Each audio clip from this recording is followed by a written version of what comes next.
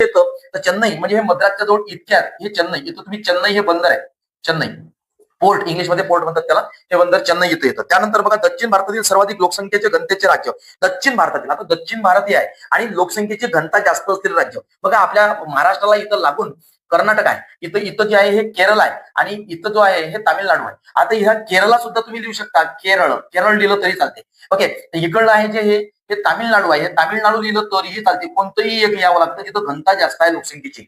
कोण दोन पैकी एक लिहिता येईल. ठीक आहे पुढचं बघा कर्कवृत्त. आता भारतातून त्याला इंग्लिशमध्ये ट्रॉपिक ऑफ कॅन्सर असं म्हणतात आणि तो कर्कवृत्त बघा मध्यातून गेलेला आहे भारताच्या असं मध्यातून गेलेलं जे आहे त्याला म्हणतात कर्कवृत्त.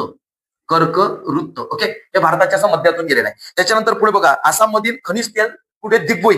आसाम मधील खनिज तेल. आता आसाम या भागामध्ये इथं येतं मित्रांनो असं आणि याच्यामध्ये इथं जर तुम्ही इंडिकेट केलं हे दिग्बोई येत आहे. दिग्बोई हे आसाम मधलं ज्याच्यात खनिज तेल निर्माण होतं पेट्रोल डिझेल हे खाणी इथं आहे. आसाम मधील दिग्बोईला हे दिग्बोई या साईडला आहे लक्षात ठेवा. त्याच्यानंतर पुढचं केंद्रशासित प्रदेश दमण. आता केंद्रशासित प्रदेश दमण इथे येतो मित्रांनो इथे हे आहे दमण. हा केंद्रशासित प्रदेश आहे त्याला दमण म्हणतात. त्याच्यानंतर कॅपिटल ऑफ इंडिया हे सुद्धा एक सांगून देतो Delhi. Capital of India Delhi इथे येते तुम्हाला कल्पना असेल. ओके ठीक आहे दिल्ली.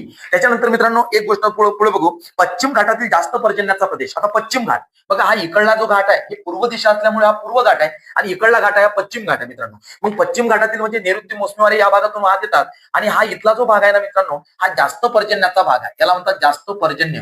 पर्जन्य म्हणजे पाऊस रेनफॉल मोठ्या प्रमाणात हायेस्ट रेनफॉल कोणत्या साईडला या भागात इथे होतो. कोणतं इंडिकेट करा हे आपण पश्चिम किनारपट्टी कोणतीही किनारपट्टीचा भाग दाखवा जास्त पर्जन्याचा प्रदेश. पुढील शीत वाळवंट. आता दोन वाळवंट आहे त्याला डेसर्ट म्हणतो आपण.